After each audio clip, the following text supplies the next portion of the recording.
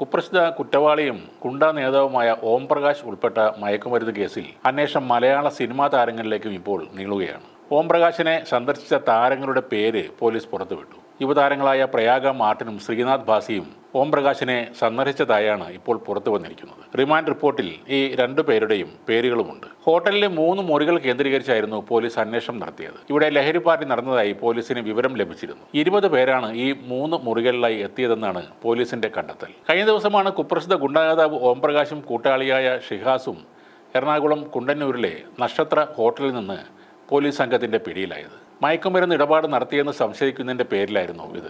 20ഓളം കേസുകളിൽ പ്രതിയാണ് ഇവർ രണ്ടുപേരും. ഹോട്ടലിലെ പരിശോധനയിൽ ഷിഹാസിന്റെ മുറിയിൽ നിന്നും രാസലഹരിയും മദ്യക്കുപ്പികളും പോലീസ് കണ്ടെടുത്തിരുന്നു. ജാമ്യത്തിൽ ഇറങ്ങിയ ഇവർ കൊച്ചിയിൽ വന്നതിനെക്കുറിച്ച് പോലീസ് അന്വേഷണം നടത്തി വരികയായിരുന്നു.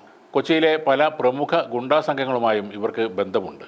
NDPS നിയമപ്രകാരമുള്ള വകുപ്പുകളടക്കം ചുമത്തി കേസെടുത്തതായാണ് മരട് പോലീസ് പറഞ്ഞത്. ഈ സംഭവത്തിലെ അന്വേഷണം പുരോഗമിക്കുമ്പോഴാണ് സിനിമാ താരങ്ങൾ ഇവരെ കാണാനെത്തിയ വിവരം പുറത്തുവരുന്നത്. പ്രയാഗ മാർട്ടിൻ, ശ്രീനാഥ് ഭാസി എന്നിവർ ഓം പ്രകാശിന്റെ മുറിയിൽ എത്തിയതായി റിമാൻഡ് റിപ്പോർട്ടിൽ പറയുന്നുണ്ട്. ബോബി ചലപതി എന്നയാളുടെ പേരിലാണ് ആ മുറി ബുക്ക് ചെയ്തത്. മുറിയിലെത്തിയ ആളുകളെ ചോദ്യം ചെയ്യണമെന്നാണ് അന്വേഷണ സംഘത്തിന്റെ ആവശ്യം. നേരത്തെ മയക്കുമരുന്ന് കേസിൽ പ്രതി ഓം പ്രകാശിനും മുഖ്യപ്രതി ഷിഹാസിനും കോടതി ജാമ്യം അനുവദിച്ചിരുന്നു. പ്രതികൾ കൊക്കൈൻ ഉപയോഗിച്ചു എന്ന് തെളിയിക്കാൻ പ്രോസിക്യൂഷന് കഴിഞ്ഞില്ലെന്ന് കോടതി വിലയിരുത്തി. കൊക്കൈൻ സൂക്ഷിച്ചിരുന്ന ഒരു കവർ മാത്രമാണ് പിടികൂടാനായതെന്നും കോടതി കണ്ടെത്തി. പ്രതികളെ 2 ദിവസം കസ്റ്റഡിയിൽ വിട്ടു നൽകണമെന്നാവശ്യപ്പെട്ട് പോലീസ് അപേക്ഷ സമർപ്പിച്ചിരുന്നു. ഇത് തള്ളിയ കോടതി പ്രതികൾക്ക് ജാമ്യം അനുവദിക്കുകയായിരുന്നു. നേരത്തെ തന്നെ നടൻ ശ്രീനാഥ് ഭാസിക്കെതിരെ ആരോപണങ്ങൾ ഉയർന്നിരുന്നു. ഒരിക്കൽ അഭിമുഖത്തിനിടെ അവതാരകയോട് താരം വളരെ മോശമായി പ്രതികരിച്ചത് ഏറെ വിവാദമായിരുന്നു. ചട്ടമ്പി എന്ന സിനിമാ പ്രൊമോഷൻ പരിപാടിക്കിടെയായിരുന്നു സംഭവം. തുടർന്ന് ശ്രീനാഥ് ലഹരി ഉപയോഗിച്ചോ എന്ന് പോലീസ് പരിശോധിച്ചിരുന്നു. ഭാസിയുടെ നഖം, തലമുടി, രക്തം എന്നിവയുടെ സാമ്പിളുകളാണ്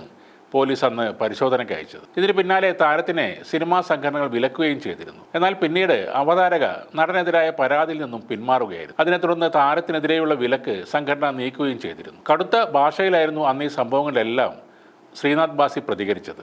മലയാള സിനിമയിൽ താൻ മാത്രമാണോ ലഹരി ഉപയോഗിക്കുന്നയാൾ എന്നായിരുന്നു ശ്രീനാഥ് ഭാസി ഒരു അഭിമുഖത്തിൽ ചോദിച്ചത്. താൻ ലഹരിയാണെന്ന് പറയുന്ന അങ്കിൾമാരിൽ പലരും വൈകിട്ട് 2 അടിച്ചു കിടക്കുന്നവരല്ലേ എന്നും ശ്രീനാഥ് അന്ന് ചോദിച്ചിരുന്നു. എന്തെങ്കിലും ആരോപണം ഉയരുമ്പോൾ ഇത്തരത്തിൽ ലഹരി ആരോപണം കൂടി തിരികെ കയറ്റുന്നത് പതിവ് രീതിയാണെന്നും ശ്രീനാഥ് ഭാസി അന്ന് പറഞ്ഞിരുന്നു. അതേസമയം സിനിമയുമായി യാതൊരു ബന്ധവുമില്ലാത്ത ഒരു വ്യക്തിയുടെ മുറിയിലേക്ക് ശ്രീനാഥ് ഭാസിയും പ്രയാഗ മാർട്ടിനും എന്തിനാണ് എത്തിയതെന്ന സംശയമാണ് ഇപ്പോൾ ഉയരുന്നത്. കേസ് സംബന്ധിച്ച് ഇരുവരെയും പോലീസ് ചോദ്യം ചെയ്തേക്കും. ഈ സംഭവത്തിൽ അന്വേഷണം ഊർജിതമാക്കിയിട്ടുണ്ട് എന്നാണ് പോലീസ് നൽകുന്ന വിവരം.